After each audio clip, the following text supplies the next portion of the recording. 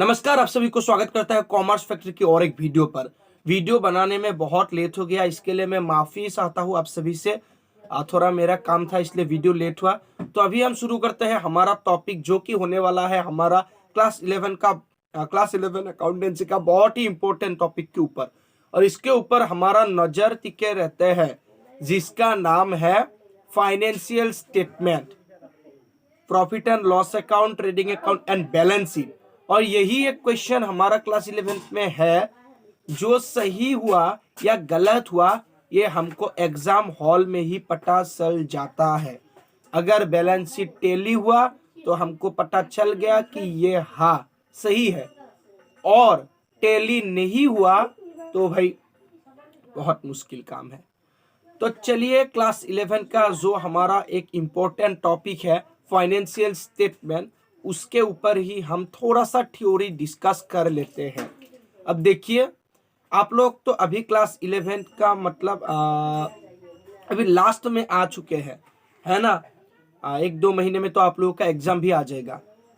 तो आप लोगों को अभी तक तो ये भी पता चल गया कि फाइनेंशियल स्टेटमेंट होता क्या है, कैसे बनाया जाता है और इसके लिए क्या क्या करता है, एडजस्टमेंट क्या है।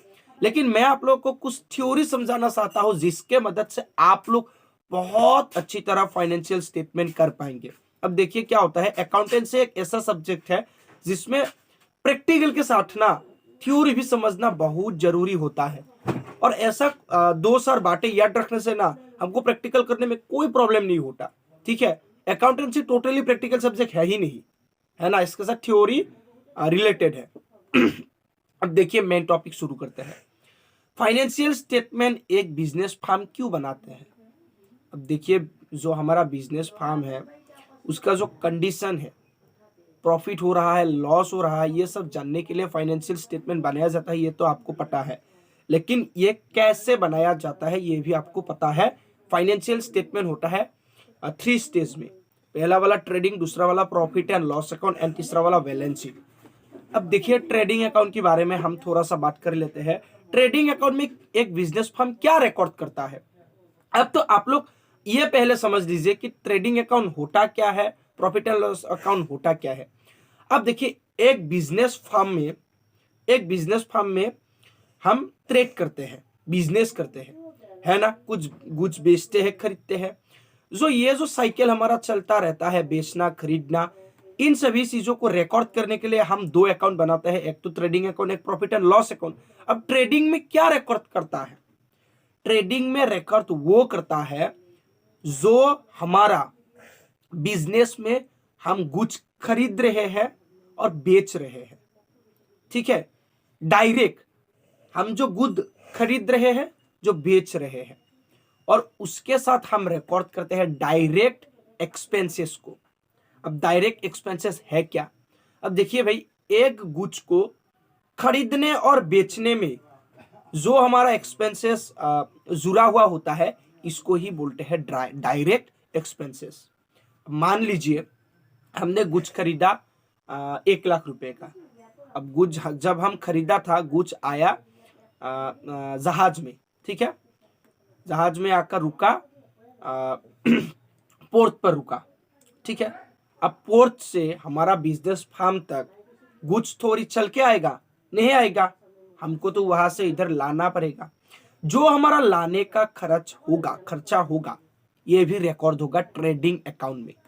यानी कि ट्रेडिंग अकाउंट में हमारा सीधा सीधा रिकॉर्ड हो जाता है गुड्स बेचने में और खरीदने में जो खर्चा हुआ, उन सभी डायरेक्ट एक्सपेंसेस, एंड जो हमारा परचेज है, जो हमारा सेल्स है, ये। अब देखिए, एक और इंपॉर्टेंट बात, आप लोग ये अभी क्लास 11-12 में तो आप लोगों को नहीं मिलेगा बीकॉम का फर्स्ट सेमिस्टर में, ठीक है। आप लोगों को मिलेगा मैन्युफैक्चरिंग अकाउंट देखने के लिए। और मैन्युफैक्चरिंग अकाउंट क्या होता है, जो भी फार्म गुड खुद मैन्युफैक्चर करता है ना, जो भी फार्म गुड्स खुद मैन्युफैक्चर करता है, उसके लिए भी एक अलग सा अकाउंट बनाया जाता है मैन्युफैक्चरिंग, उसके बाद ही बनाया जाता है ट्रेडिंग। लेकिन यहाँ पे ये सब सीखने का कोई जरूरत नहीं, आप लोग ट्रेडिंग से ही शुरुआत करेंगे। अब ये हो गया। अब देखिए, कोई भी बिजनेस का लास्ट ईयर का जो क्लोजिंग स्टॉक है, इस ईयर का ओपनिंग स्टॉक हो जाता है। ये ओपनिंग स्टॉक भी रिकॉर्ड होगा ट्रेडिंग अकाउंट में ही, ठीक है।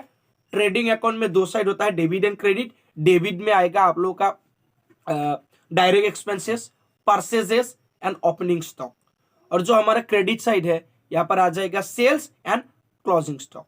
और ये जो ट्रेडिंग अकाउंट है, प्रॉफिट एंड लॉस अकाउंट है, ये सभी ना फॉर्मेट आप लोगों का बुक्स में है ही। उन सभी फॉर्मेट को आप लोग रीड कर लीजिए, याद कर लीजिए, और चाहे तो भाई रट्टा भी मार लीजिए। फॉर्मेट को रट्टा मारने में भी कोई प्रॉब्लम नहीं है। जो थ्योरी है, प्रैक्टिकल है, वो सब रट्टा मारना नहीं चाहिए, लेकिन फॉर्मेट को मारना चाहिए, याद रखना जरूरी है।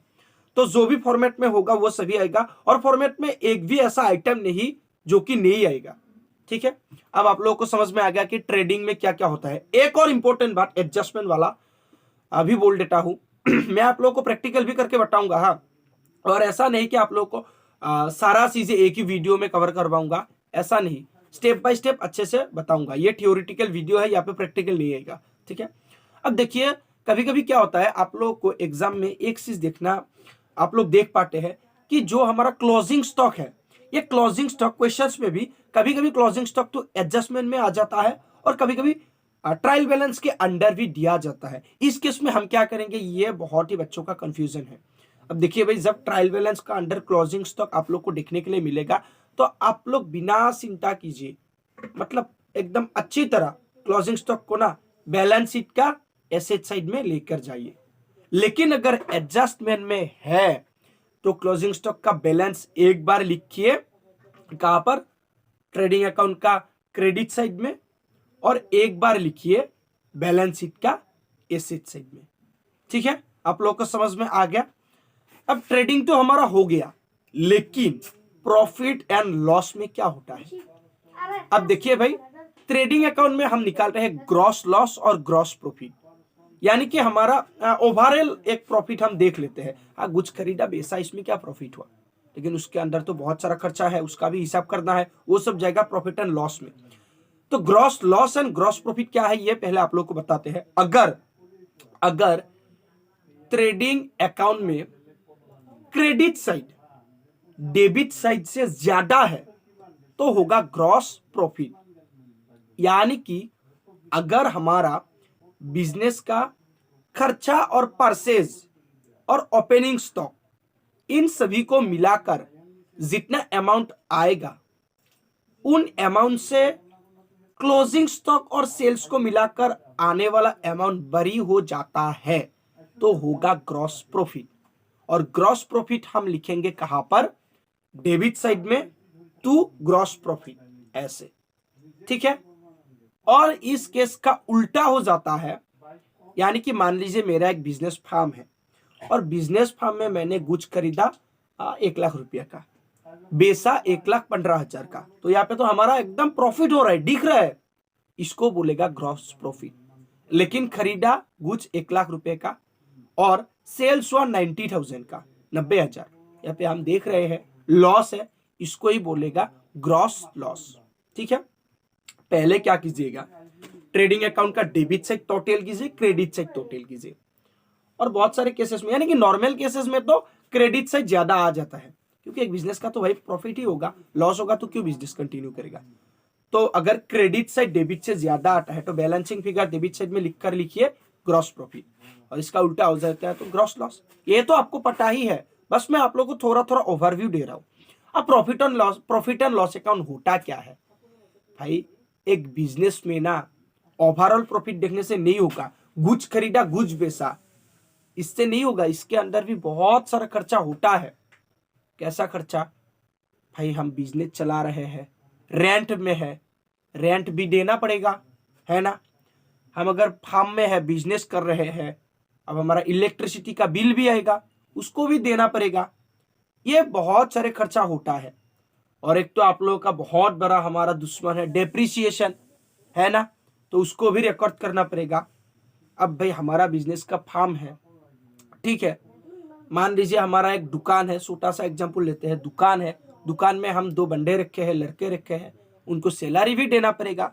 मतलब ओवरऑल प्रॉफिट देखने से नहीं होगा, सारा का सारा एक्सपेंसेस एंड इनकम देखना पड़ेगा। और क्या होता है, उन सभी को, अब जो पानी फिल्टर करने का तरह होता है, ये मुझको सुझाव एग्जांपल। अब देखिए क्या होता है, ट्रेडिंग अकाउंट होता है ओवरऑल, उसके बाद एक फिल्टर में पानी भेज दिया जाता है, जो पानी निकलेगा वो होगा प्रॉफिट, यानी कि प्रॉफिट एंड लॉस अकाउंट में ओवरऑल से निकला ग्रॉस प्रॉफिट को बिठाकर सारा एक्सपेंसेस और इनकम को बिठा जाता है, और उसके अंत पर जो रिजल्ट आएगा उसको ही बोलेगा नेट प्रॉफिट और नेट लॉस। इसमें भी सेम केस, डेबिट में हम एक्सपेंसेस लिखेंगे, क्रेडिट में इनकम्स लिखेंगे, और क्रेडिट में इनकम के साथ क्या लिखेंगे, ग्रॉस प्रॉफिट, जो कि ट्रेडिंग अकाउंट का डेबिट साइड का बैलेंसिंग फिगर है। ठीक है, और उसके अंत पर अगर हमारा इनकम एक्सपेंसेस से ज्यादा आ गया, यानी कि डेबिट से क्रेडिट ज्यादा आएगा, तो होगा नेट प्रॉफिट, और इसका उल्टा होगा तो होगा नेट लॉस। ठीक है, समझ में आ गया भाई? छोटा सा बात है, ओवरऑल को देख लो, परचेस किया, ओपनिंग स्टॉक है ना, और हमने सेल्स किया, क्लोजिंग स्टॉक है, ये सब लिखकर हमने डायरेक्ट एक्सपेंसेस भी लिख दिया, इन सबको मिलाकर हो गया ट्रेडिंग। उनको साइड रखकर हमारा इंटरनल जो हमारा खर्चा है उन सभी को मिलाकर एक और अकाउंट बनाते हैं, हमारा एकदम ओरिजिनल प्रॉफिट है, नेट प्रॉफिट निकालने के लिए, उसको ही बोलेगा प्रॉफिट एंड लॉस अकाउंट। और बैलेंस शीट तो आपको पता ही है। तो ये था छोटा सा एकदम ओवरव्यू वाला वीडियो। अगर आप लोगों को समझ में आया तो प्लीज लाइक कर दीजिए, और कोई भी टॉपिक में कंफ्यूजन है तो प्लीज कमेंट कर दीजिए, और जल्द ही आप लोगों को मैं ट्रेडिंग अकाउंट प्रैक्टिकल के साथ करवाने वाला हूं। तो आज के लिए इतना ही। कॉमर्स फैक्ट्री देखते रहिए, और सबसे पहले वीडियो पाने के लिए चैनल सब्सक्राइब कीजिए, बेल नोटिफिकेशन को ऑल पर सेट कर दीजिए। तो आज के लिए इतना ही, धन्यवाद।